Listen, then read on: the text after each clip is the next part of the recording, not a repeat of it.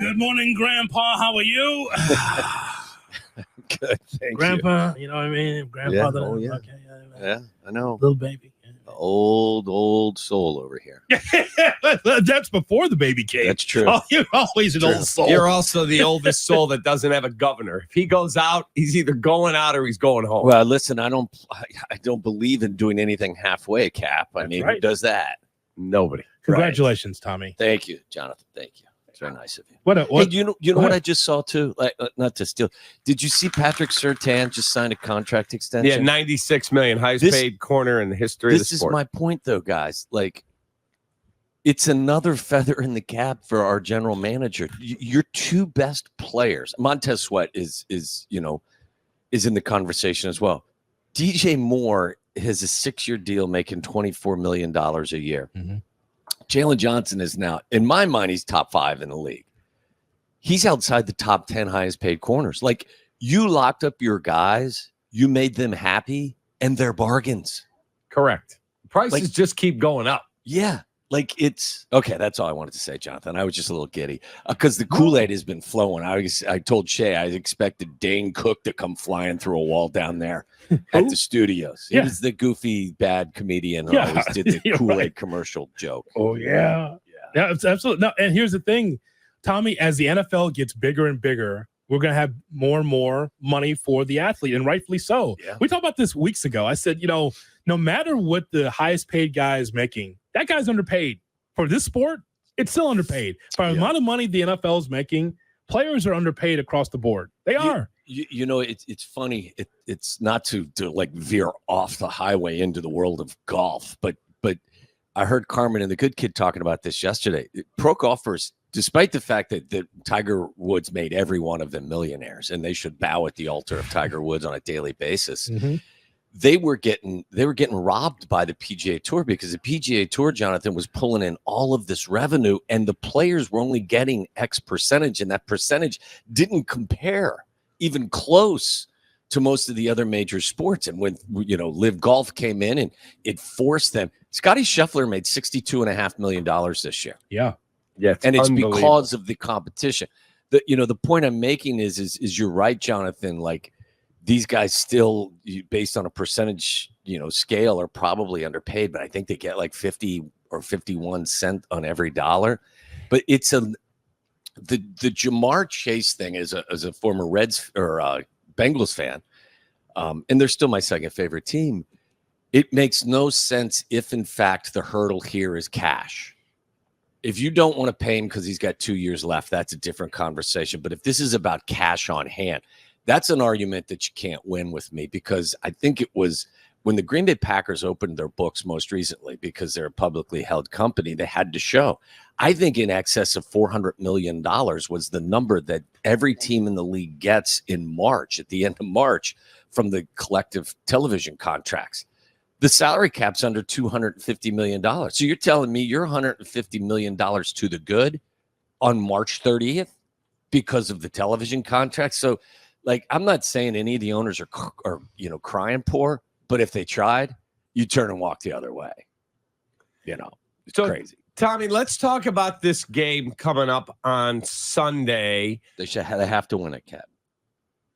I mean, again, there's no must win in the first week of a season. Didn't call it that.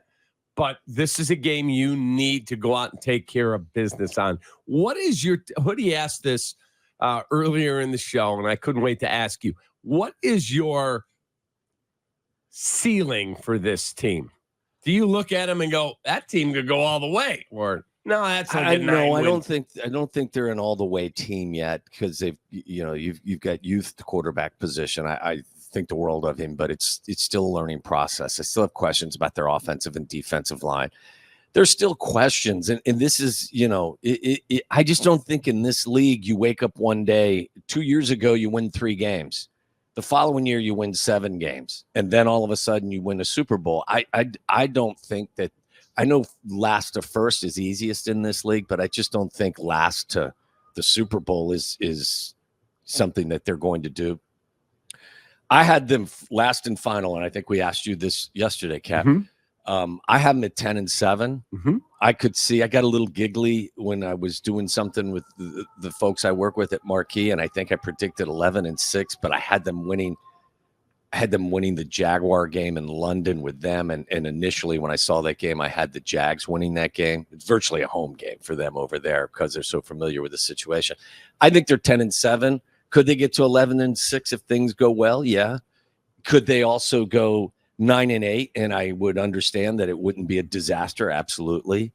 I think they're going to be a much better team this year on a number of fronts, but as I said before, I think this game, it's not a must win. It statistically doesn't rule you out if you don't win the opener. But from the following perspective, I think they have to win this game. There's so much positive momentum up there in that building. There is so much that is pointed in the right direction. This team needs confirmation that all of that stuff is real and it's not smoke and mirrors.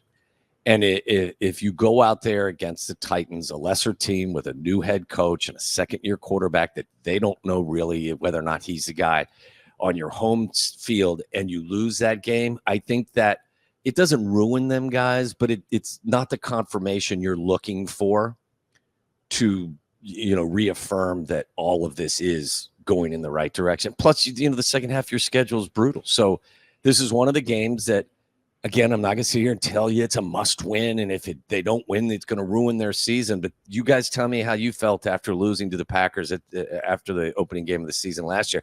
And there weren't a ton of expectations last year. Yeah, you got a lesser team coming to town. You've got high expectations. The vibe is great. This is a game that they should win. And I think for their own confirmation, they really need to win. Yeah, Tommy, the loss against the Packers felt like that upper echelon college football team that has their first loss of the season and the season's over. Yeah. That's what it felt like. Yeah. It's just like, oh, you lost the first game. Okay, well, to board up all the small businesses because it's all over. We're not winning the national championship. That's how it felt to me. Well, and Jonathan, it was supposed to be, the changing of the guard. Here comes the Green Bay Packers. They've owned us, but their quarterback has never started really a game. And, we're in our building. This is the moment where we turn the table and we got boat raced. More with Tommy coming up on the Kap and J Hood Morning Show. Tommy, have you gotten a chance to take a look at the week 1 slate? Do you have a game that you've circled? It's like, yeah, I like this one. Bears and Titans. All right. You didn't have to do that. I mean, you didn't have to go, homerism. Tom Waddle from the Marquee Network joins us here on Kap and J Hood. I'm sorry. Listen, I think Ravens and Chiefs in week 1 is, as delicious as it gets, isn't it? I don't know what's going to happen Friday, to be honest with you. I can't imagine that the Packers and Eagles are thrilled about being in Brazil to play this game. Did you see what they told the players? Don't go outside your hotel. Correct. And I was up in Wisconsin, and in the local paper, there were quotes from players going, I'm not leaving my room except to get on the bus to go to the game or to go downstairs to eat. And they said, if you walk around at all, do not have your phone with you. You will get mugged for it. Yeah. Like, I can't imagine this is what the NFL was hoping for as they were trying to broaden their horizons and create new revenue streams, that guys were going to go there and not be able to get out of their hotel. I just don't think it's the way you want to open up an NFL season if you're the Eagles or you're the Packers. But the Thursday nighter is great. I think there's some intrigue with a lot of these games, Jonathan. Like, who doesn't want to see the Falcons with kind of their new look situation with Kirk Cousins? They play the Steelers. What's Russ going to do? You've got the Colts and Texans. I heard Shea, with the Texans as his 4th best team. Like, I think the Colts are going to be a really competitive team this year. Dolphins and Jags is good. And then your Monday nighter. I was also saying to Shea, I think that the Jets have got a chance to really be a good team this year. They were the 3rd-ranked defense, I think, by most metrics last year. I know they lost a pass rusher, and then we're bringing in Hassan Reddick to fill that void. But they can play defense. They've got talent on the – I think, who are you going to get in Aaron Rodgers? I don't necessarily write them off because he tore his Achilles last year. Is he going to do it again this year? I don't think the odds are high of it. Could it happen because he's advanced in age? I don't know. You're 3 years removed from him being the MVP of the league, and I think there's a chance that he, he has a really good year and makes everybody eat it. So I think the Jets could be a kind of one of those teams that catches your attention. I have them in the Super Bowl.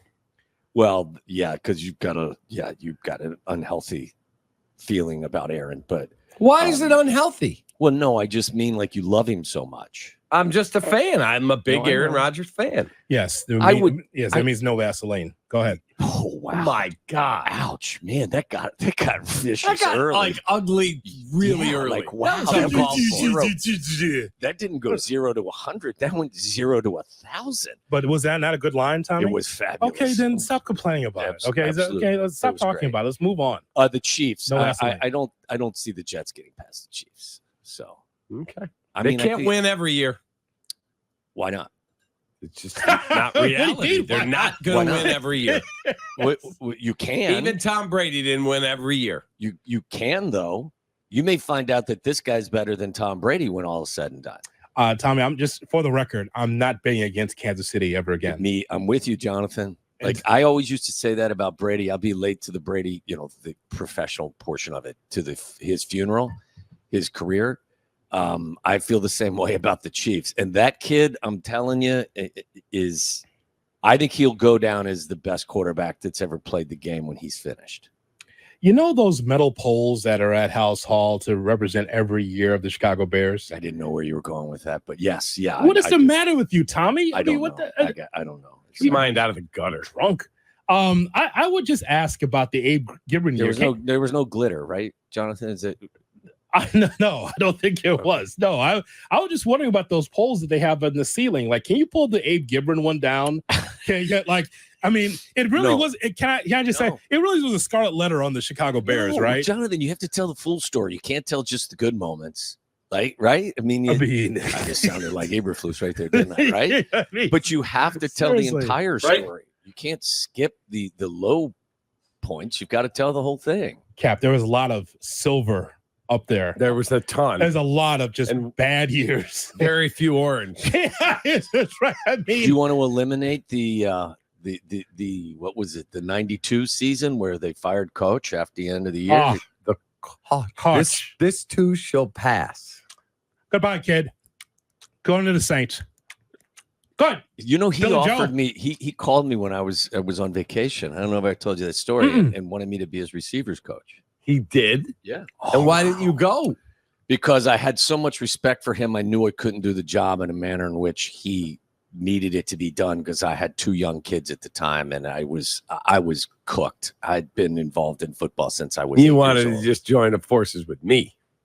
Yes, that's true. I wanted to work with you, Cap. That's why I said no to Coach Ditka. Thank you. Yes Take to that, you. Coach. I said yes to Dave Ennett and to you, and no to Coach Ditka. I am going to put that on my Wikipedia today. Tom Waddle turned down Coach Ditka to be with me for 10 years. Tommy, I know that the past is for cowards and losers, as Coach would tell you. But imagine you now, because with coaches, being part of Ditka's coaching staff, you'd still be in coaching. You'd be on someone's Hard Knocks in the corner, not at the table, but like in the corner, giving your thoughts on the wide receiver core. Who's the old dude over there? Tom Waddle. Tom Waddle. Be with the Ravens right now. Yeah, what you're doing, Jonathan, is validating my decision. It'd be great. You made the right call. You validated my decision. I think that'd be awesome. You're trading your whole draft for who?